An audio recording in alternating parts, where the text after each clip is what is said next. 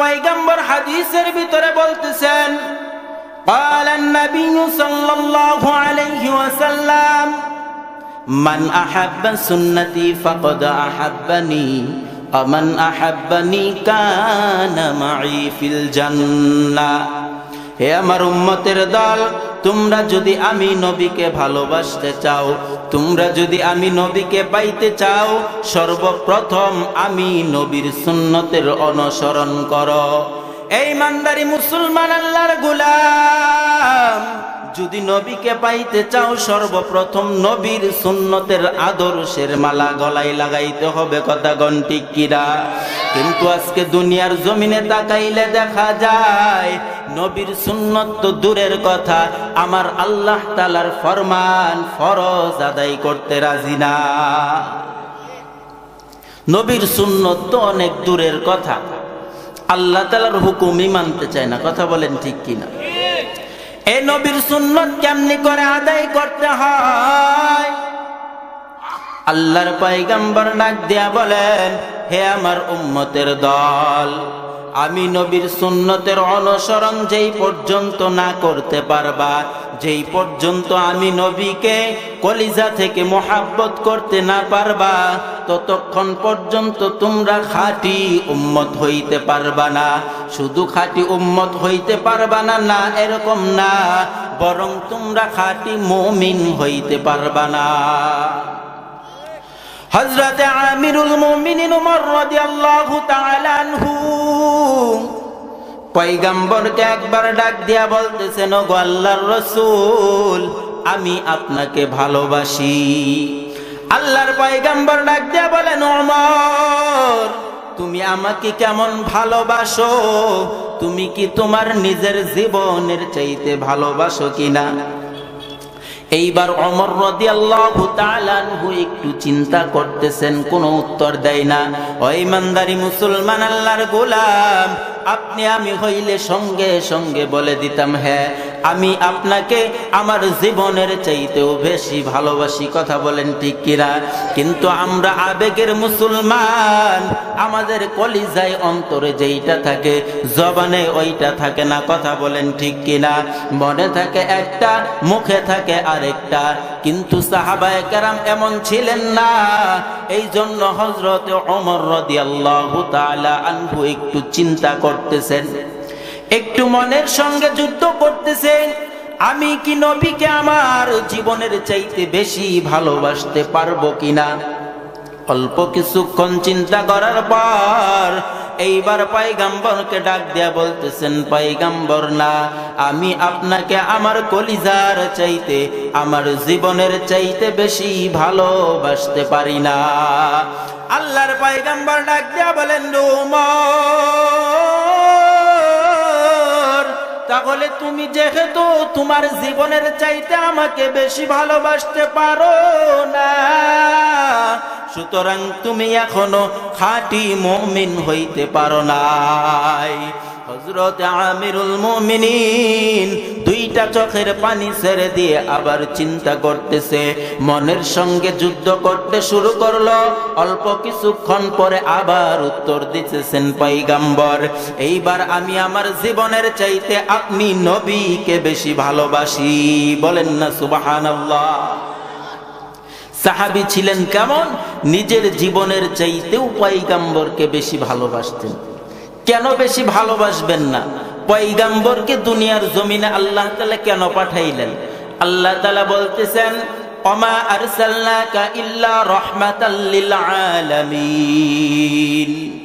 এই পয়গম্বরকে দুনিয়ার জমিনের মধ্যে আমি আল্লাহ পাঠাইয়া দিলাম এই সমস্ত মাখলুকের জন্য একজন রহমত হিসাবে। এই ইমানদারি মুসলমান আল্লাহর গোলাম, একটু জবান খুলে বলেন তো, পয়গম্বর দুনিয়ার জন্য রহমত ছিলেন কিনা? শুধু কি উম্মতের জন্য রহমত? বরং সমস্ত মাখলুকের জন্য আমার পয়গম্বর ছিলেন রহমত। বলেন না সুবহানাল্লাহ। এই জন্য আল্লাহ তাআলা বলেন, ওমা আরসালনাকা ইল্লা রাহমাতাল লিল আলামিন। হে পয়গম্বর, দুনিয়ার জমিনের মধ্যে আমি আপনাকে সমস্ত মাখলুকের উপরে রহমত বানাইয়া পাঠাইলাম। এই ইমানদারি মুসলমান আল্লাহর গোলাম, বড় আফসোস হয় এই দুনিয়ার জমিনের ভিতরে আমার পয়গম্বর যেই দিন সর্বপ্রথম জন্মগ্রহণ করলেন, প্রত্যেকটা বাচ্চা জন্মগ্রহণ করার পরে ওয়া ওয়া করে কান্না করে, কথা বলেন ঠিক কিনা?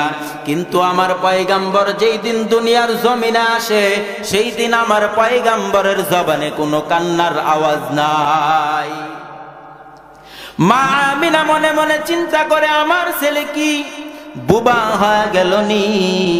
এইবার যখন কানের সঙ্গে তার নবীজির ঠোঁটটা লাগাইয়া দিছে, লাগানোর পরে মা আমিনা স্পষ্ট শুনতে পায় নবীজি তখনও বলেন, ইয়া উম্মতি ইয়া উম্মতি।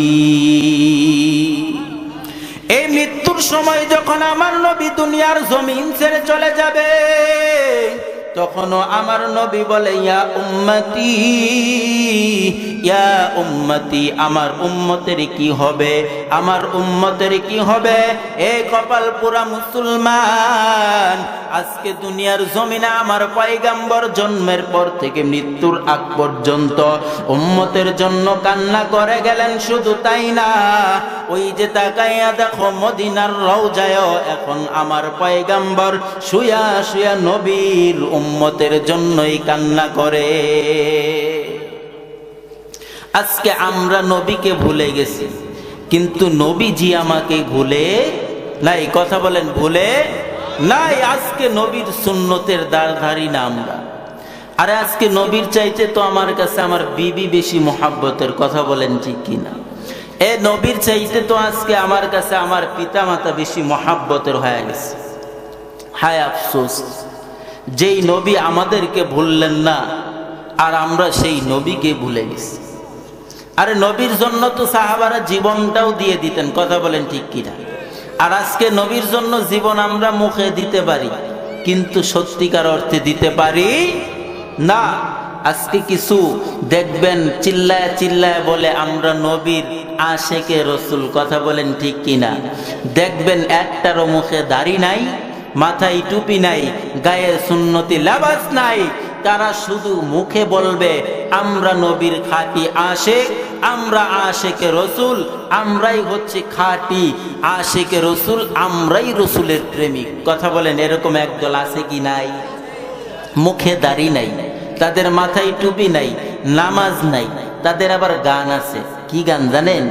পানির তলে বাতি জ্বলে সেই বাতি তো নিবে না, আমগো বাবার মুরিদ হইলে নামাজ রোজা লাগে না, চিল্লায় এখন নাউজুবিল্লাহ। এমন একবারটি আসেনি নাই? এক মহিলা জামালপুরে এক সময় একটা মাহফিলে দেখা, তো সে বলতেছে, একজন প্রশ্ন করতেছে যে আচ্ছা আপনি নামাজ পড়েন না কেন চাচা? কারে বাবা নামাজ পড়বো কোথায়? সমস্ত পৃথিবীর জমিনের ভিতরে তো শয়তান সেজদা করছে, এখন শয়তান যেখানে সেজদা করছে, আমি মানুষ, আমি নবীর উম্মত হয়ে ওইখানে সেজদা কেমনে করি? চিন্তা করছেন? হ্যাঁ, তো তখন আমি বললাম, আসলে চাচি শয়তান তো শয়তান হওয়ার পরে জমিনে সেজদা করে নাই, কথা বলেন ঠিক কিনা? এই শয়তান হওয়ার পরে জমিনে সেজদা করছে? হ্যাঁ, যখন সে ফেরেশতাদের সর্দার ছিল তখন সে মাটিতে সেজদা করত। এরকম কিছু একদল ভণ্ড আছে, নামাজ রোজার দ্বার ধারে না, তারা আবার খাঁটি আশিকে রসুল। আরে খাঁটি আশিকে রসুল তো তারা, আল্লাহর নবী বলতেছেন, মান আহাব্বা সুন্নতি ফাকাদ আহাব্বানি, যারা আমার সুন্নতকে মানে তারা আমি নবীকে মানলো, যারা আমি নবীর সুন্নতকে মানে না তারা আমি নবীকেও মানে না। এ আপনার অন্তরের ভিতরে যার মহব্বত থাকবে, যদি খাঁটি মহব্বত থাকে, তার অনুসরণ করি কি করি না? কথা বলেন। দেখবেন দুনিয়ার জমিনের মধ্যে একজন প্রেমিক যখন আরেকজন একটা মেয়ের সঙ্গে রিলেশনে জড়ায়া যায়, এই অন্তর থেকে যখন তাকে মহাব্বত করতে শুরু করে, এই মহাব্বত করার সময় ওই প্রেমিকের বাড়ির প্রত্যেকটা জিনিস তার অন্তরের ভিতরে ভালো লাগে, কথা বলেন ঠিক কিনা? তার বাড়ির একটা কুকুর পর্যন্ত তার কাছে ভালো লাগে। লাইলি মজনুর ঘটনা জানেন? হ্যাঁ, এক সময় মজনু লাইলির কুকুরের পায়ের ভিতরে চুমু খায়। কোথায়? লাইলির পায়ে, কুকুরের পায়ের ভিতরে চুমু খায়। আরেকজন জিজ্ঞাসা করে, কিরে তুই কুকুরের পায়ে চুমু খাও, কারণ কি? তখন বলতেছে যে এই কুকুরটা আমার লাইলির বাড়ির আশপাশ দিয়ে ঘোরাফেরা করে, এই যে আমি লাইলিকে মহাব্বত করি, এই জন্যই আমি তার কুকুরটাকেও মহাব্বত করি। আর আজকে কেমন প্রেমিক হইলাম নবীর, নবীকে ভালোবাসি বলতে বলতে মুখ দিয়ে লালা বের হয়ে যায়, কিন্তু নবীর সুন্নতের দাড়ি আমার মুখে ওঠে না। কথা বলেন ঠিক কিনা? আর আওয়াজ দিয়ে কথা বলেন ঠিক কিনা? আমরা কি খাঁটি ইমানদার এখনো হইতে পারছি? খাঁটি আশেক হইতে পারছি? আরে খাঁটি আশেক তো ছিল আল্লাহর বান্দা একজন যুবক, মদিনা থেকে 350 কিলোমিটার দূরে তার বাড়ি। মদিনা থেকে 350 কিলোমিটার দূরে তার বাড়ি। কিন্তু যুবক একদিন শুনলো নবীজির রওজায় দাঁড়ায় যদি কেউ সালাম দেয়, নবীজি সেই সালামের উত্তর দেয়। বলেন না সুবহানাল্লাহ। এ আল্লাহর বান্দা যুবক এইবার মনে মনে চিন্তা করলো, আমি যদি নবীজির রওজায় যায় সালামটা দিতে না পারি, আমার চাইতে কপাল পুরা মুসলমান আর হইতে পারে না। আল্লাহর বান্দা যুবক একটা উট ঠিক করিয়া এইবার মদিনার পথে রওনা দিয়ে দিল। পথের মধ্যে 2-4 সপ্তাহ কেটে গেল। কাটার পরেও মদিনার রাস্তার কোনো খোঁজ নাই, মদিনার কোনো দেখা নাই। হঠাৎ করে একদিন সন্ধ্যাবেলা তাকাইয়া দেখে কিছু খেজুরের বাগান দেখা যায়। যুবক মনে মনে চিন্তা করলো, এইটাই আমার নবীর শহর মদিনা হবে, কারণ খেজুরের বাগান তো মদিনার ভিতরে আছে। কথা বলেন ঠিক কিনা? আল্লাহর বান্দা যুবক যখন খেজুরের বাগান দেখলো, দেখার পরে সন্ধ্যার সময় আল্লাহর বান্দা যুবক উটটাকে একটা গাছের সঙ্গে বেঁধে রাখলো। রাখার পরে একটু বিশ্রাম নিতে যায়, যুবক ঘুমায় যায়। এমন মুহূর্তে উটটা তার রশিটা ছিঁড়ে নতুন এক খেজুর বাগানে ঢুকে গেল। সারা রাত ওই খেজুরের বাগানে ঘোরাফেরা করে নতুন বাগানটা নষ্ট করে দিল। সকালবেলা ওই খেজুর বাগানের মালিক বৃদ্ধ তার স্ত্রীকে ডাক দিয়া বলতেছেন, বিবি কিছু খানা দাও, খানাটা খায়া আমি চলে যাব, খেজুরের বাগান সারা দিন পাহারা দিতে হবে। আল্লাহর বান্দা কিছু খানা খাইয়া এইবার যখন খেজুর বাগানের দিকে চলে গেল, তাকাইয়া দেখে একটা উট তার সমস্ত খেজুরের বাগানটাকে নষ্ট করে ফেলেছে। বৃদ্ধর মাথা কি ঠান্ডা না গরম?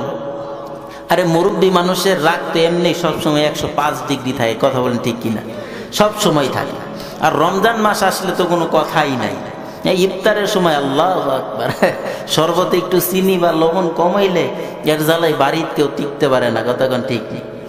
বৃদ্ধর মাথা বড় খারাপ। এইবার যখন দেখলো উট তার বাগানটাকে সাজানো বাগান নষ্ট করে ফেলেছে, বড় একটা পাথর নিক্ষেপ করে উটের দিকে। পাথরের আঘাতে উটটা ওই জমিনের ভিতরেই মারা গেল। যুবক সকালবেলা যখন ঘুম ভাঙলো, তাকাইয়া দেখে উট আর ওই খেজুরের বাগানে নাই। আস্তে আস্তে খুঁজতে খুঁজতে ওই উটের বাগানে চলে গেল। যাওয়ার পরে তাকাইয়া দেখে উটটা বাগানের ভিতরে পড়ে আছে। আল্লাহর বান্দা যুবক যখন উটের কাছে গেল, যাওয়ার পরে তাকাইয়া দেখে উট আর দুনিয়ার জমিনের ভিতরে নাই। আল্লাহর বান্দা যুবক উট ধরে কান্না করা শুরু করে দিল। কান্না করে আর বলে, এত বড় সর্বনাশ আমার কে করলো? এত বড় সর্বনাশ কে করলো?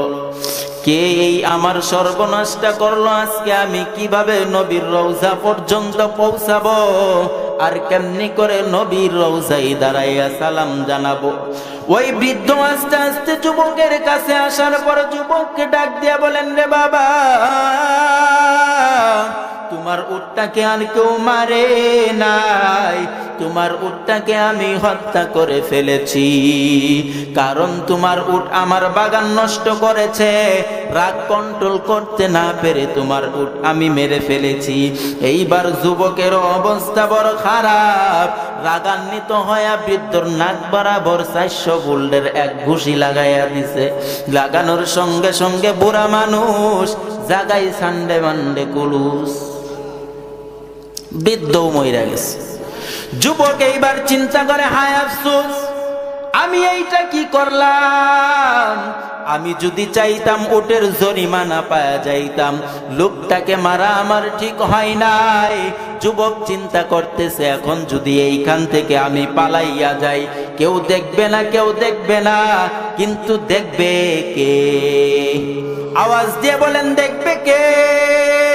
কারণ আল্লাহ তাআলা তো প্রত্যেকটা মুসলমান নর নারী না, শুধু প্রত্যেকটা মুমিনকেই আল্লাহ তাআলা ভয় করতে বলেছেন। ইয়া আইয়ুহাল্লাযীনা আমানুত্তাকুল্লাহ, আল্লাহ তাআলা বলেন, হে ঈমানদারগণ, তোমরা আমাকে ভয় করো, ভয় করার মতো ভয় করো। আপনি আমি হইলে তো ওইখানে বৃদ্ধকে মারার পরে ওই দেশে আর খুঁজে পাওয়া যাইতো না, কথা কোন ঠিক কিনা? আল্লাহর বান্দা যুবক যখন ওই বৃদ্ধকে মেরে ফেললো, মারার পরে ওইখান থেকে আর যাই না। এইবার বৃদ্ধর 2 জন নওজোয়ান সন্তান বাড়িতে আসার পরে মাকে ডাক দিয়ে বলতেছেন, আম্মা জান, বাবা কই? মা ডাক দিয়ে বলতেছেন, রে বাবা, তোমার বাবা তো সকালবেলা ওই খেজুর বাগান পাহারা দেওয়ার জন্য চলে গেছে, সন্ধ্যা হয়ে গেল, এখন পর্যন্ত কোনো খোঁজ নাই। যুবক সন্তান 2 জন বাবার খোঁজে ওই খেজুর বাগানে চলে গেল। যাওয়ার পরে তাকাইয়া দেখে এক পাশে একটা মরা উট পড়ে রইছে, আর এক পাশে বাবার লাশটা পড়ে আছে। এইবার বাবাকে ধরে যুবক সন্তান কান্না শুরু করে দিল, কারণ কি, কে আমার বাবাকে মারলো? যুবক আগায় আসার পরে ডাক দিয়া বলেন, ভাই, আমার উট মারার কারণে আমি আপনার পিতাকে হত্যা করে ফেলেছি। যুবক সন্তান 2 জন রাগ কন্ট্রোল করে বলতেছেন, আর মার্ডার করা যাবে না, আর খুন করা যাবে না, চলো যুবককে নিয়ে আমিরুল মুমিনিন হযরত ওমরের দরবারে চলে যায়। বলেন না সুবহানাল্লাহ। কতটুকু রাগ কন্ট্রোল করছে। আপনি আমি হইলে তো ধর, ওরে আগে মার, তারপরে অন্য কিছু বিচার কি হয় দেখবো বলে, কথা কোন ঠিক কিনা? এইবার যুবককে নিয়ে আমিরুল মুমিনিনের কাছে চলে গেল। যাওয়ার পরে ডাক দিয়া বলেন, আমিরুল মুমিনিন, এই যুবক আমার বাবাকে হত্যা করে ফেলেছে, আপনি এইটার বিচার করেন। এখন বলেন তো, খলিফাতুল মুসলিমিন উমর রাদিয়াল্লাহু তাআলা আনহু কি ন্যায় বিচারক ছিলেন নাকি অন্যায় বিচারক ছিলেন? ন্যায় বিচারক ছিলেন, নাকি তারে নারে বিচার করত? হ্যাঁ, তার নিজের সন্তানকেও তিনি ছাড়েন নাই। 100 ঘাত বেতের আঘাত তার সন্তানের উপর একটা অপরাধের কারণে চলে আসছিল। বিবি বলতেছেন, দেখো তোমারই তো সন্তান, দেখো কোনোভাবে ছাড় দেওয়া যায় কিনা। ওমর বলতেছে, একবার বলছস, দ্বিতীয়বার বললে কিন্তু 1, 2, 3। পরের দিন সকালবেলায় 40টা বেত্রাঘাত করার পরেও যখন তার মন ভরে নাই, এই 40 বেত্রাঘাতের পরে তার সন্তানটা মারা যায়। মারা যাওয়ার পরে মৃত ব্যক্তিকে তো আর মারা যায় না, কথা বলেন ঠিক কিনা? কবর দেওয়ার পরে বাকি 40টা বেত্রাঘাত তার কবরের উপরে করেছেন। বলেন না সুবহানাল্লাহ। কেমন বিচারক ছিলেন! এই আমিরুল মুমিনিনের কাছে বিচার নিয়ে গেছে। আমিরুল মুমিনিন যুবককে ডাক দিয়ে বলেন, যুবক, তুমি কি সত্যি তাদের বাবাকে হত্যা করেছো কি? যুবক বলতেছেন, হ্যাঁ আমিরুল মুমিনিন, আমি সত্যি তাদের বাবাকে হত্যা করেছি। কেন করেছো? বলতেছেন, আমার উটকে মেরে ফেলেছে, এই জন্যই আমি হত্যা করেছি। বলেন, তোমার বাড়ি কই? বলতেছেন, আমার বাড়ি মদিনা থেকে 350 কিলোমিটার দূরে। তো এইখানে কিসের জন্য? আমিরুল মুমিনিন, মদিনায় আসছিলাম নবীর রওজায় দাঁড়াইয়া একটা সালাম দিব বলে। আমিরুল মুমিনিন ডাক দিয়া বলেন, এর যুবক, তুমি কি জানো তোমার শাস্তি কি হইতে পারে? তোমার শাস্তি হচ্ছে মৃত্যুদণ্ড। আগামীকাল সকালে তোমার মৃত্যু হয়ে যাবে। এ যুবক, এক কাজ করো, জাল্লাদকে অর্ডার করে দিল আজকের রাতটুকু তাকে কারাগারের ভিতরে বন্দি করে রাখো। যুবককে যখন কারাগারে বন্দি করে রাখা হয়, রাত্রির বেলায় যুবক ওযু করে 2 রাকাত নামাজ আদায় করে 2টা চোখের পানি ছেড়ে দিয়ে আল্লাহকে ডাক দিয়া বলেন, আল্লাহ, মদিনায় আসছিলাম নবীর রওজায় দাঁড়াইয়া 2টা সালাম দেব, কিন্তু আমার দ্বারাই সেইটা সম্ভব হইল না। ওগো আল্লাহ, আমি যদি খাঁটি ইমানদার হই, আমি যদি খাঁটি নবীর আশিক হয়ে যাই, তাহলে আজকে রাত্রিতে হলেও আমার নবীকে স্বপ্নে যুগে আপনি দেখাইয়া দিয়েন। মুমিনেরা কারে উকবা মিশাওয়াত, মুমিনেরা কারে উকবা মিশাওয়াত, জাহেলেরা কাহার দুনিয়া মিশাওয়াত। আল্লাহ রাব্বুল আলামিন যুবকের দোয়া কবুল। হঠাৎ করে যুবক বান্দা ঘুমায়া গেল। রাত্রির বেলায় নবীজি স্বপ্নে যুগে এসে গেছে, বলেন না সুবহানাল্লাহ? আরো আসতে বলেন সুবহানাল্লাহ। এ নবীজি আসার পরে যুবক বলতেছেন, এ যুবক, তোমার কোনো ভয় নাই, আগামীকাল সকালে তোমার মৃত্যু হবে না। সকাল 10টা বেজে গেল। জাল্লাদ ওই আসামিকে নিয়ে যখন কাঠগড়ায় দাঁড়া করায়, এইবার ফাঁসি দিবে, এই মুহূর্তে আমিরুল মুমিনিন ওমর রাদিয়াল্লাহু তাআলা আনহু ডাক দিয়া বলেন, যুবক, তোমার কোনো শেষ ইচ্ছা আসেনি? আমিরুল মুমিনিনের কথা শুনে যুবক বলেন, ও আমিরুল মুমিনিন, 2টা আশা আমার ছিল, তার ভিতরে একটা আশা আমার রাত্রিতে জেলখানার ভিতরেই পুরা হয়ে গেছে। বলেন না সুবহানাল্লাহ? আমিরুল মুমিনিন ডাক দিয়া কয়, কি এমন আশা যেইটা জেলখানার ভিতরে পুরা হয়ে গেল? ডাক দিয়া বলতেছেন, আমিরুল মুমিনিন, আসছিলাম মদিনায় নবীজির রওজায় সালাম দেওয়ার জন্য, কিন্তু মদিনায় যেহেতু সালাম দিতে পারলাম না, স্বপ্নে যুগে আমার নবী আমার সঙ্গে দেখা করে গেছে। আমিরুল মুমিনিন 2টা চোখের পানি ছেড়ে দিয়ে ডাক দিয়া বলেন, রে যুবক, তুমি তো নবীর খাঁটি একজন আশিক, অন্য কোন সিস্টেম থাকলে আমি তোমাকে বাঁচাইয়া দিতাম, কিন্তু আমার হাতে করার কিছু নাই, তোমাকে মৃত্যু তো গ্রহণ করতেই হবে। 2 নাম্বার শর্ত কি তুমি একটু বলো? এইবার আমিরুল মুমিনিনকে বলতেছেন, আমার 2য় আশা হচ্ছে, আমি একজন ব্যবসায়িক মানুষ, আমার দেশের ভিতরে কিছু পাওনাদার আছে, আমাকে যদি একটু সময় দেন তাহলে আমি ঋণগুলা মিটাইয়া এরপরে সময় মতো আবার হাজির হইতাম। আমিরুল মুমিনিন ডাক দিয়া বলেন, সম্ভব না, কারণ তোমাকে একটা আবু যর গিফারি রাদিয়াল্লাহু তাআলা আনহু, ওমর রাদিয়াল্লাহু তাআলা আনহু ডাক দিয়া বলেন, রে আবু যর, তুমি তো যুবককে চিনো না, তাহলে এত বড় জিম্মাদারি কেন নিতেছো? আবু যর গিফারি ডাক দিয়া বলেন, হুজুর, আমি যদি একজন খাঁটি সাহাবী হয়ে থাকি, আমার সামনে একজন আল্লাহর পয়গম্বরের খাঁটি আশিক ঋণের বোঝা মাথায় নিয়ে মৃত্যুবরণ করবে, আমি সাহাবী দুনিয়াতে বেঁচে থাকা অবস্থায় এইটা হতে পারে না। কথা বলেন ঠিক কিনা? এইবার যুবককে আগামী শুক্রবার পর্যন্ত সময় দিয়া বাড়িতে পাঠাইয়া দিলেন। যুবককে একটা ঘোড়া দেওয়া হলো। যুবক দ্রুতগ্রামীতে ছুটে গেলেন তার নিজের দেশে। যাওয়ার পরে সমস্ত প্রয়োজনগুলো মিটাইয়া, সমস্ত ঋণ পরিশোধ করিয়া বাবার কাছে যা ডাক দিয়া বলেন, বাবা, বিদায় দেন, আমি চলে যাব। বাবা ডাক দিয়া কয়, রে সন্তান, কেন বিদায় দিব? কি হইছে আমাকে খুলে বলো। সন্তান ডাক দিয়া বলেন, ও বাবা, আমিরুল মুমিনিনের কাছে আমি একজন ফাঁসির আসামি হয়ে গেছি। বাবা ডাক দিয়া বলেন, না রে সন্তান, না, আমি তোমাকে বিদায় দিতে পারবো না। সন্তান ডাক দিয়া বলেন, বাবা আপনি কি চান হাসরের ময়দানে আপনি একজন খুনির বাবা হয়ে দাঁড়াবেন? বাবা কেমন বুঝনেওয়ালা বাবা, চিন্তা করে দেখেন। এইবার বাবা ডাক দিয়া বলেন, না রে সন্তান না, আমি চাই না কোটি কোটি মানুষের সামনে হাসরের ময়দানে আমি একজন খুনির বাবা হয়ে দাঁড়াই। আল্লাহু আকবার বলেন না।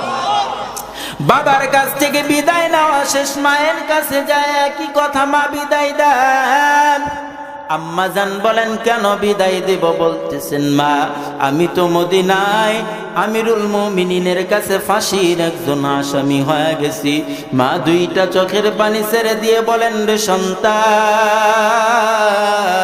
ছোট থেকে এত কষ্ট করে লালন পালন করে বড় করলাম, তোকে কি আমি আজকে মৃত্যুর কাছে ঠেলে দেব? না, তোমাকে আমি বিদায় দিতে পারবো না।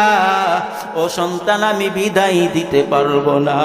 এইবার সন্তান ডাক দিয়া বলেন, মা আমাকে বিদায় দেন, আমি নবীর সাহাবীকে জিম্মাদার বানাইয়া চলে আসছি।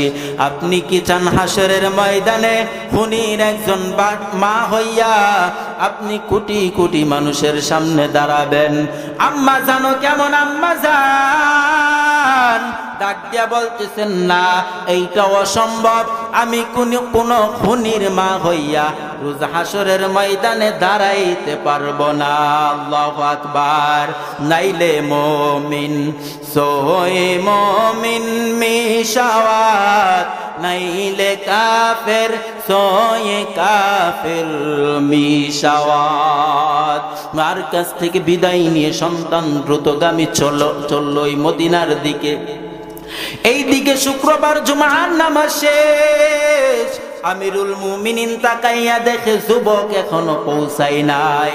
জাল্লাদকে ডাক দিয়া বলেন, রে জাল্লাদ আর দেরি করবি না, তাকাইয়া দেখ গিফারি কই। আবু যর গিফারিকে নিয়ে তাকে ফাঁসি দিয়া দাও। মদিনার ভিতরে কান্নার রোল পড়ে গেল। হায় হায় হায়, আবু যর এইটা কেমন কাজ করলো?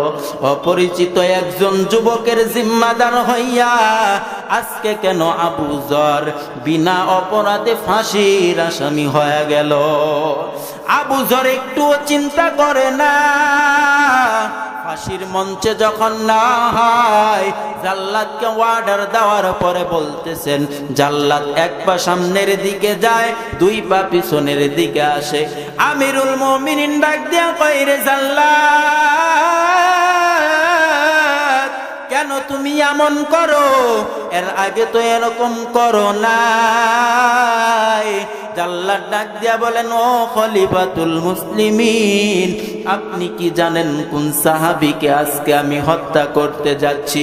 এইটা এমন একজন সাহাবী। খলিফাতুল মুসলিমিন ডাক দিয়া বলেন, তুমি কি জানো এই আবু যরের ব্যাপারে একটু বলো। জাল্লাদ ডাক দিয়া বলতেছেন, আমিরুল মুমিনিন, হুজুরে পাক সাল্লাল্লাহু আলাইহি ওয়াসাল্লাম একদিন মসজিদে নববীর ভিতরে বসা ছিলেন। এমন মুহূর্তে জিবরাইল আমিন আসার পরে হঠাৎ করে জিবরাইল আমিন বলতেছেন, হুজুর ওই যে তাকাইয়া দেখেন আপনার সাহাবী আবু যর একটা চাদর মুড়ি দিয়া আপনার দিকে আসতেছে। আল্লাহর পয়গম্বর তাকাইয়া দেখে ঠিক আবু যর গিফারি আসতেছে। তখন পয়গম্বর ডাক দিয়া বলেন, রে ভাই জিবরাইল, তুমি কেমনে করে আবু যর গিফারিকে চেনো? তখন আবু যর গিফারির ব্যাপারে হযরত জিবরাইল আমিন ডাক দিয়া বলতেছেন, হুজুর আমি জিবরাইল শুধু আবু যরকে চিনি এমন না, সমস্ত আসমানের ফেরেশতা, সমস্ত জমিনের ফেরেশতা আপনার সাহাবী আবু যরকে চিনে। বলেন সুবহানাল্লাহ। খারাপ লাগতেছে? আবু যর গিফারির ব্যাপারে যখন এমন কথা বলে দেয়, এইবার আবু যরকে ডাক দিয়া পয়গম্বর বলেন, ও আবু যর, কেমন আমল করো তুমি, কেমন আমল করো যার কারণে সমস্ত ফেরেশতারা তোমাকে চিনে? আবু যর গিফারি ডাক দিয়া বলেন, হুজুর আমি বেশি কোনো আমল করি না, আমি আবু যর একটা আমল করি, আমি আবু যরের মুখটা যখন কাজ থেকে বিরত থাকে তখন আমার মুখটাকে বসাইয়া রাখি না, আমার জবান থেকে সূরা ইখলাস তেলাওয়াত করতে থাকি। বলেন সুবহানাল্লাহ। কোন সূরা? কুল হু সূরা। কোন সূরা? কুল হু সূরা। এই সূরাটার এমন ফজিলত, একবার তেলাওয়াত করবেন 10 পারা কোরআন তেলাওয়াতের সওয়াব। বলেন না সুবহানাল্লাহ। 2 পারা তেলাওয়াত করবেন 20 পারা তেলাওয়াতের সওয়াব। যদি কেউ 3 বার পড়তে পারে 1 কোরআন খতমের সওয়াব। চিল্লায়া বলেন সুবহানাল্লাহ। একটা আমল আজকে নিয়ে যান, সূরা ইখলাস যখনই বসে থাকবেন তেলাওয়াত করবেন তো ইনশাআল্লাহ। এই সূরা পারেন তো আপনারা সকলেই নাকি বলেন? যাই হোক, আমি আলোচনা লম্বা করব না, ঠিক আছে? আপনাদের সুপরিচিত মুখ, যার জবান থেকে কথা শোনার জন্য অনেক অধীর আগ্রহে আপনারা তাকিয়ে আছেন, সেই যুবক যেহেতু আসলো না, সংক্ষিপ্ত কথাটা বলে আমি শেষ করে দিই। তো এখন যখন আবু যরের ফাঁসি হয়ে যাবে, তো এমন মুহূর্তে তাকাইয়া দেখতেছে মদিনার পথে কে যেন ধুলা ছুটাইয়া আসতেছে। বলেন না আল্লাহু আকবার। আরেকটু আওয়াজ দিয়ে বলেন আল্লাহু আকবার। তখন সাহাবীরা ডাক দিয়া বলেন, আমিরুল মুমিনিন একটু অপেক্ষা করেন, কে যেন আসতেছে। তাকাইয়া দেখে ওই যুবক দৌড়ায় দৌড়ায় আসতেছে। আসার পরে আমিরুল মুমিনিনকে ডাক দিয়া বলেন, আমাকে ক্ষমা করবেন, পথিমধ্যে সমস্যা হওয়ার কারণে আমার একটু দেরি হয়ে গেছে, নেন এইবার আমার ফাঁসি দিয়া দেন। এমন মুহূর্তে আমিরুল মুমিনিনের চক্ষু দিয়া পানি পড়তে শুরু করে দিল। এর যুবক, তুই তো খাঁটি একজন আশিকে রাসূল, তুই তো একজন খাঁটি নবী প্রেমিক, তোকে আমি কোনো সিস্টেম থাকলে ফাঁসি দিতাম না। এই কথা বলার সঙ্গে সঙ্গে আল্লাহু আকবার, ওই 2 জন যুবক বলতেছেন, আমিরুল মুমিনিন থামেন, আমরা আমাদের বাবার মামলা উঠাইয়া নিলাম, যুবককে মাফ করে দিলাম, যুবককে ছেড়ে দেন। চিল্লায় কন্যা আল্লাহু আকবার। খাঁটি প্রেমিক যদি হইতে পারেন, দুনিয়ার জমিনে সম্মান ও ইজ্জত আছে কি নাই? আছে। আজকে থেকে নবীর সুন্নতের উপরে আমল করবেন তো ইনশাআল্লাহ। কে কে করবেন না দেখি? করবেন কে কে দেখি? সকলেই। আল্লাহ আপনি সবাইকে কবুল করেন, সকলকে নবীজির সুন্নতের উপর আমল করার তৌফিক দান করেন। আয় আল্লাহ, আপনি আমাদের সবাইকে দ্বীনের জন্য কবুল করেন। সকলে বলেন আমিন। সর্বোপরি আমি আপনাদের কাছ থেকে দোয়া নিয়ে বিদায় নিচ্ছি। যতটুকু আলোচনা করলাম ভুল ভ্রান্তি ক্ষমা করে আমার জন্য সকলেই একটু খাস করে